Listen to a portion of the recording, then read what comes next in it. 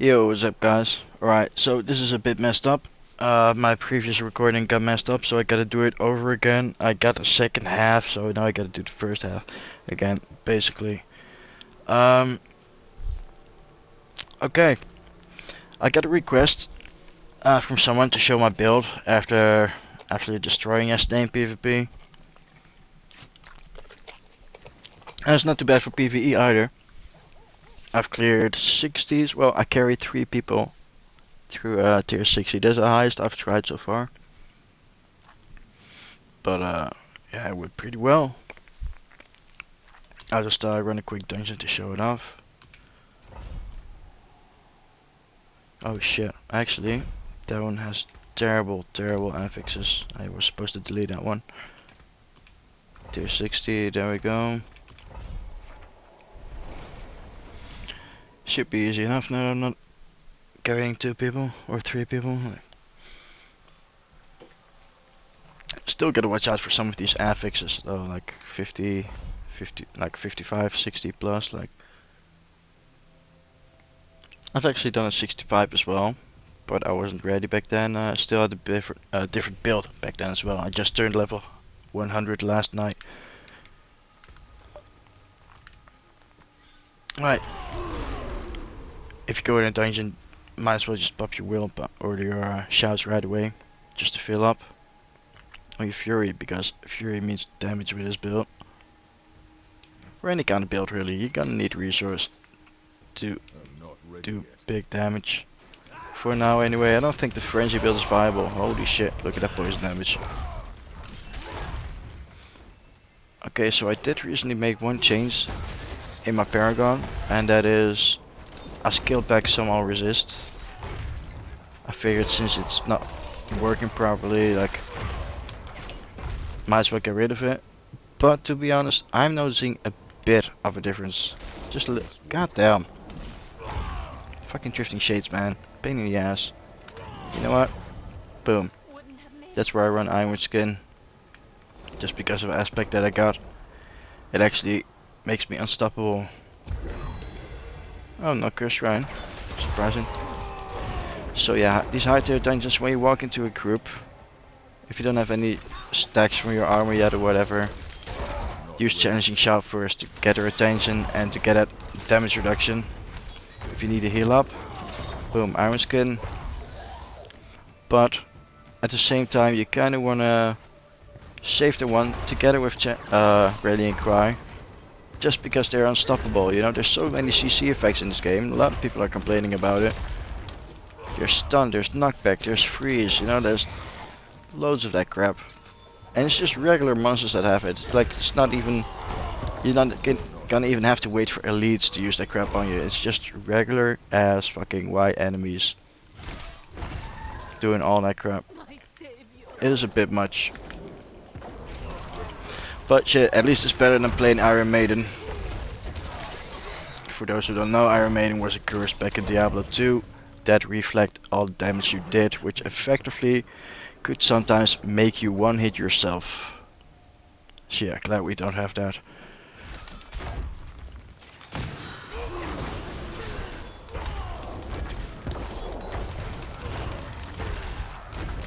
Thanks to a glyph I'm using, making enemies vulnerable for like 3 seconds. So it is good when you're doing these nightmare dungeons. If you run this build, that you try to find a dungeon.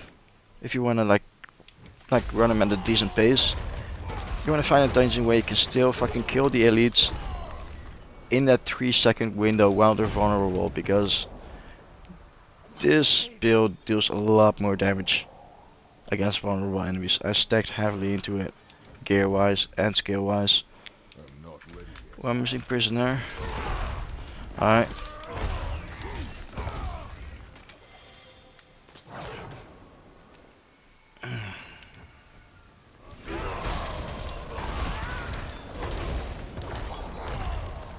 Nice little damage numbers there. I thought I saw 18 mil. I must wait.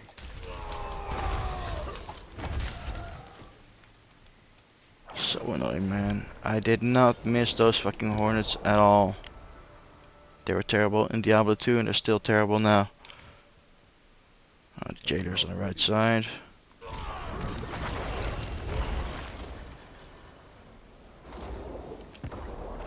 We got the key, let's move in.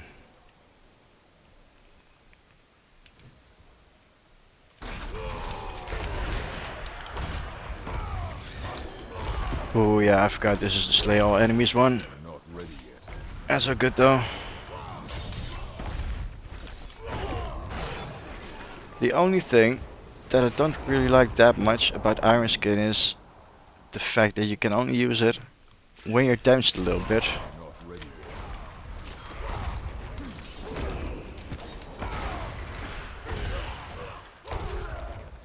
So it doesn't help against like fucking one hit. Like one hits, like if you get fucking killed with one hit, it's just a matter of either dodging that shit or getting a hell of a lot more armor, life and all that. Damage reduction.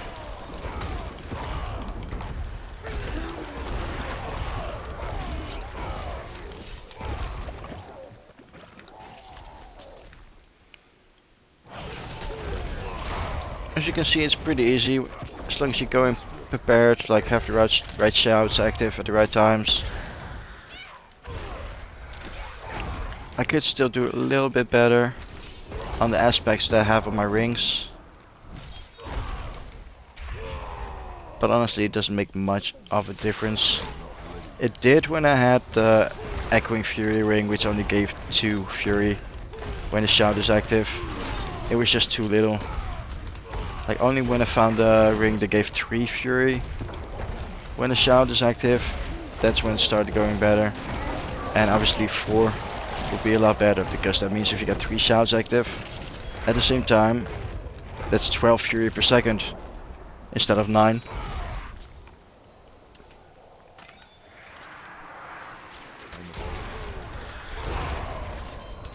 Oh shit. I was lucky that I one hit him there because his vulnerable window was about to close. Alright, boss fight.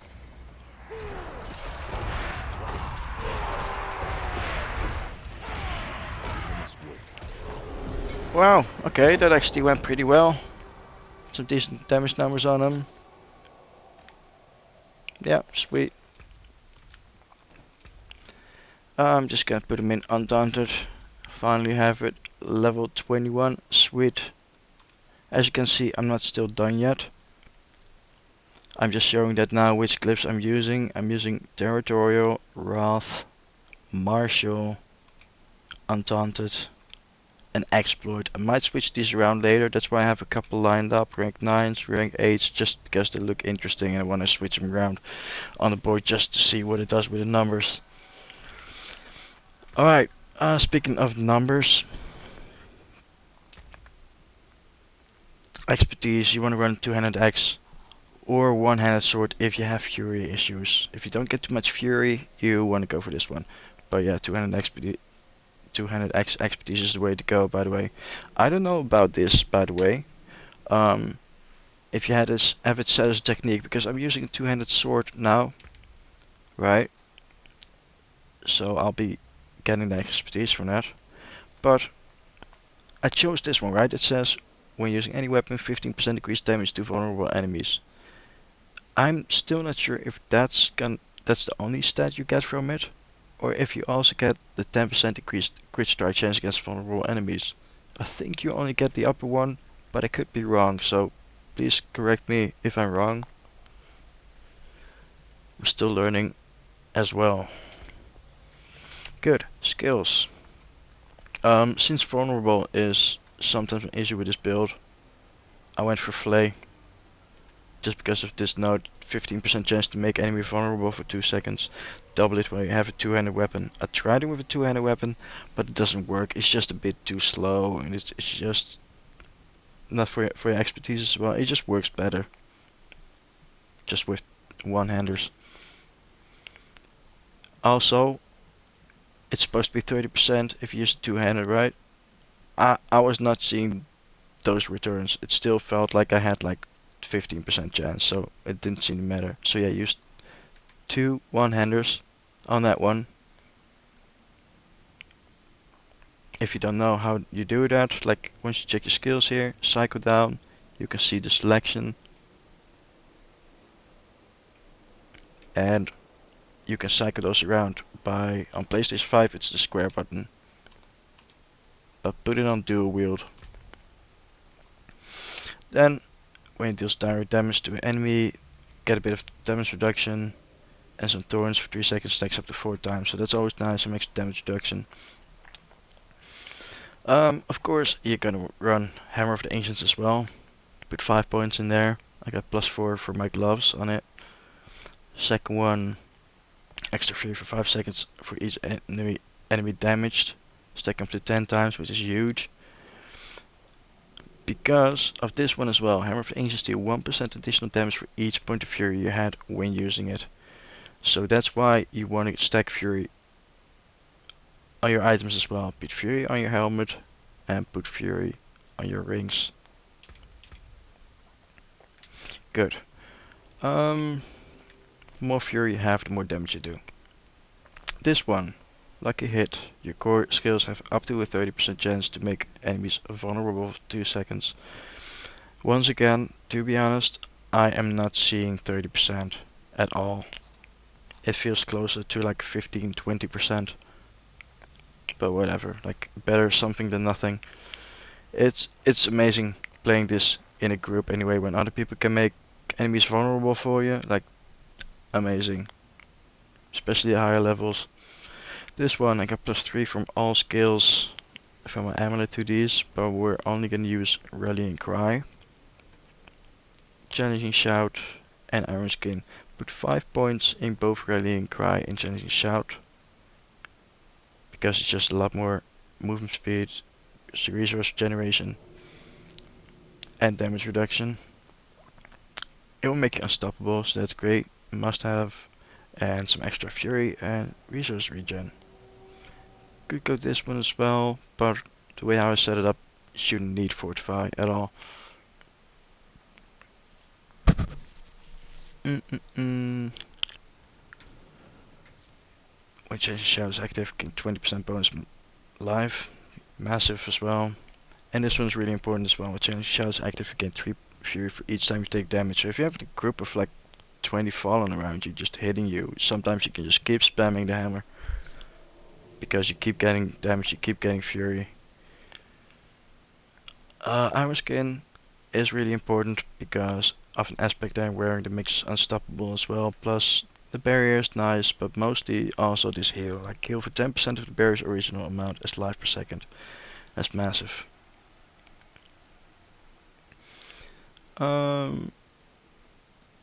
Also, I've put 2 points in here just for a bit of maximum life, 10%, like for 2 skills, like not bad. Warcry, only put 1 point in. Second one grants you berserking for 4 seconds, which is nice as well. I'll tell you why in a little bit. And if you hit at least 6 enemies when you nearby enemies. Oh no, I'm reading wrong. If at least 6 enemies are nearby when you cast Warcry, your damage bonus is increased by an additional 10%. So that's nice. That's 25% together. I would not invest in the skill if I were you. I even had pants that gave me +4 to Warcry as well when upgraded, but it's not worth it. It's just 6% extra damage. You're way better off with like a damage reduction stat on it, or max life or total armor, something like that. Alright, this one, you want all of them maxed out, because aims to deal less damage for 5 seconds, heals all allies for 3% of the max life per second, and it makes shouts last longer. Now the next one, this is why Berserk is important as well in there, which why it's nice to have. Fury generation increased by another 18%. So now you have 3 shouts that can give you fury, or extra fury generation. Real nice. Over here we're not going to choose anything at all. You do see 3 points here that are not connected, but I count that My bad. I got that from my amulet. I got a really good lucky roll on that. As you can see, +3 ranks of the counter-offensive passive. Alright, next up, put 1 point in Tempest Fury, just to be able to get to Invigorating Fury, and put 3 points in that because like healing 9% of your maximum life for each 100 Fury spent is insane on this build. And then Unbridled Rage, like what else really? No brainer. Gotta go with Unbridled Rage. 135% increased damage, and your skills cost more Fury, but I mean you heal more for Fury spent, and some other bonuses as well. So yeah, you also want 3 points in Wallop, extra damage against vulnerable enemies or stunned enemies. And this one as well, we have a chance to stun enemies, and because you're using a two-handed weapon for it, there's a 45% chance, so that's really good. Alright, so that's that. Paragon. Just get to the yellow node here. If you get a point extra later on, you might have actually just connected to the physical damage as well. To the left, go up to the glyph node, and it says for every 5 decks, this is the Wrath glyph, for every 5 decks, core skills deal increased crit strike damage. So I almost got 58% crit strike damage off that. So take the route with the dexterity, take all the dexterity up here, the blue, the yellows, work rate over here a little bit. That's why it's good to have dex here as well. Like if you use strength or a willpower one, you'd have to go more out of range basically of where you want to go, so it will cost you more points like unnecessarily. So yeah, put Wrath there. I might switch these around later, you know, like this game obviously a lot is gonna change soon, so subject to change. Get some extra armor in there. Like if I had a node connected somewhere to armor, if I didn't have to fucking work my way up to there, like this one for example, I need 2 points to get there, so I'm not doing it. But if it's right there, I'm taking it. Can't have enough armor really. Alright, take the left way up and choose a board there. I went for Weapons Master. Swapping weapons grants 3 Fury, but it doesn't sound as good as it is, or I mean it isn't as good as it sounds really, and you just don't want it. Like the better nodes are over here as well, like the all resist, don't care for it, and over here lightning resist. Yeah, no thanks, I take the damage rudder instead. So in here, actually let me explain that first. If you don't know how it works, connecting a board, I'll show you. Preview board, you select one, preview, you can rotate it around by pressing triangle. It's really important. But anyway, you want all the blue nodes here, all the yellow nodes, work your way to there. It doesn't really matter if you take the left way or the right way. There it costs the same amount of points to be able to connect to these. Anyway, take those. Work your way to the left a little bit to grab this damage to elites. Now, I'm gonna explain something and I hope it will make sense, but I already had these points basically, right? I already had strength here because this glyph requires strength, so I needed a set amount of strength for it. I also had a point here, but I've put it here later. But so let's count these nodes, right? 1, 2, 3, 4, and there's 5 here, so that's 9 nodes in total, right? To get all these. But count the damage. 32% damage to elites, plus another 16%, that's 48%. That's another 8%, that's 56. That's another 8%. That's 74. Fuck. Am I counting right? Wait, 48.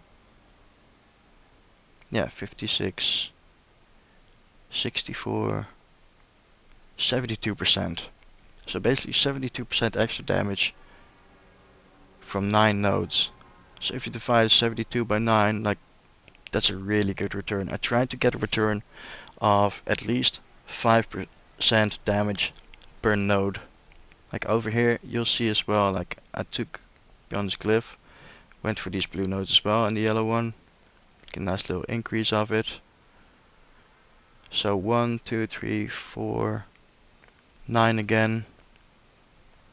But 30% damage, 40% damage, 45% damage and a bit of attack speed. So yeah, 45 divided by 9, 5% damage per node on average, which is good. And some attack speed as well. So yeah, over here the martial skill. Bit of extra armor, bit of dex and willpower and physical damage. It might not seem significant, the dex and willpower, but it is actually, because of this location here, of this rune, it gives you a little bit of all stats, which allows you to actually have enough stats to pull this one off. As you can see, I might actually go with a little bit less. So on my gear pieces, I got all stats twice, and once on my sword, you only want all stats on one of your swords and on one of your armor pieces. Yeah, that's what I'm after anyway. For now. But yeah, martial. After casting a shout skill, active cooldown of every shout skill is reduced by 1.2 seconds. It's a must-have. Work your way to the right. Over here, we got the Warbinger board. Again, flip it how you must. Make sure you have the resistance ones on the top left. You work your way up, ignore the resistance ones. Put the exploit thing in here. Also a must have, because when enemies damaged by you, they become vulnerable for 3 seconds. This cannot happen more than once every 20 seconds per enemy. So yeah, work your way to the right after that. Grab the little dex nodes on your way. Don't do these ones, because as you can see, dex, it only adds 3.2% vulnerable damage from the glyph for now anyway, so 2 nodes for that little, it's just not good enough. I had all resist first over here, but I decided to go for armor and life instead, because it just seems to work better. Over here, pick all of the blue ones in yellow. Now, before we go up, go down a little bit, just to get maximum fury, because maximum fury, the more fury we have, the more damage we do, right? Fury and kill to another 8 max fury, so that's 24 max fury from this one alone, which is basically 24% extra damage from that node alone. We'll go down. Here, easy 6% life, 3 nodes, didn't seem too bad, plus I'm missing everything but fire resistance on my rings. That's the only place I got resist on. It's cold, lightning, shadow, poison, didn't have fire, so I figured that was good. And yeah, you want to work your way up to Warbinger itself. Now you go up a little bit.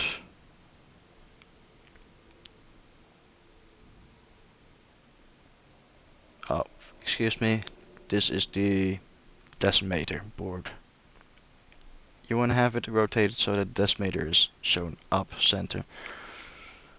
Alright, work your way up to the glyph node. You want Undaunted there, look at that. Almost 70% extra damage while fortified. And up to 10% damage reduction the more fortified you have, so beautiful. It goes off willpower, so grab the willpower over here, grab the willpower over here, beneath those blue nodes. Like vulnerable damage there, it's pretty nice to have. Vulnerable damage reduction here, it's alright. I might switch that out at some point, but then the question is, what am I gonna do with the glyph? That's why I've been training other glyphs as well, you know, I wanna just experiment with them a bit further. Grab these 2 easy willpower nodes here as well. Skip this one, it's too far away. Go up a little bit, take a left, then you want to go up. Take this, extra vulnerable damage again, and extra armor here all around, like. Take a left. You want to connect a new board, and this board is called Bonebreaker, which you're not gonna need. I have it rotated so that you got access to tenacity down below, kinda on the right side. It's not 8% max life, it's fucking as huge really. And the reason why I spec towards it as well is, I mean, this is 10% life and like 150 armor. But there's also plenty of other defensive nodes around it, so I was thinking like if I need to respec later, get a bit more defense in there, I'll just remove some damage from, like, let's say here, like that one, or the one here below, just to get a bit more defense in. Alright, over here you want to take a left, just so you have access to these. I know what you're thinking, you have to go quite a while, invest like basically 4 nodes to get access to 2 decks, but look at the bonus, 9.9%. So that's 1, 2, 3, 4 nodes with 20% damage, almost 20% damage, but it still comes down to like almost 5% damage per node. Oh, my bad. Yeah, look at that beauty. Territorial. For every 5 decks purchased within range, deal 9% increased damage to close targets, and some damage reduction as well. Alright, ignore this crap on the right. Just overpower, don't need it. Take all the blue nodes here, the yellow one. Work your way down a bit, take the dex ones. Now, Rob and some other people, they had another board above this, but decided not to do that because you can't really spec into it, because the requirements for all stats are just going to be way too high. And you can't really get the max out of your glyph either. And I noticed there's still plenty of fucking attack and defense point to gain from these boards. Even though you're running one glyph less, I still feel like this, it works. I might change my opinion later when I really start pushing like really higher dungeons, but for now it seems fine. Worked my way over here as well. For this, I think it's like 45% extra damage. 30, yeah, 45% extra damage with your hammer. So that's how I set that up. Alright guys, I hope that helped. Thanks for watching, and I'm gonna do a bit more. I'm gonna do some PvP. Show you how this guy, like this build absolutely slaps in PvP. Thanks for watching, see you in a bit.